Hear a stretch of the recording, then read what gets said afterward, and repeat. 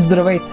На днешния 14 декември през 2009 година си отида Крикор Азарян. Той беше един от най-значимите режисьори, повлияли осезаемо върху развитието на българския театър в края на 20 и началото на 21 век. Ранните си режисьорски години Азарян прекарва в Пазарджишкия държавен драматичен театър, а междувременно се утвърждава и като млад постановчик в Пловдивския театър Николай Масалитинов. Именно в Пазарджик Азарян прави едни от първите спектакли в България по пиеси на Йордан Радичков, след което пристига в София, където най-дълго работи за военния театър.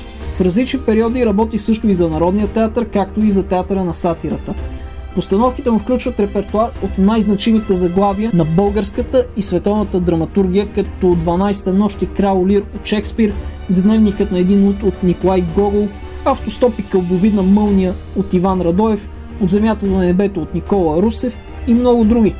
Междувременно се превръща в един от най-обичаните преподаватели по актьорско майсторство и режисура във ВИТИС, където работи над 30 години до преждевременното си пенсиониране през 2005 година. Крикор Азарян прави своята лебедова песен в театъра с триптих от спектакли по пиесите на Антон Чехов "Три сестри", "Чайка" и "Вишнева градина", които поставя между 2007 и 2009 година във Военния театър и Народния театър.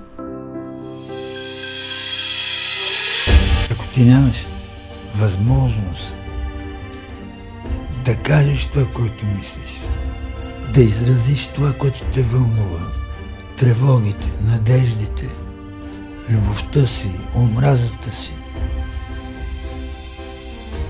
театърът е прекрасно поле за това нещо. Има нещо не много морално в това, че взимаш Шекспир или Чехов, вземаш думите им,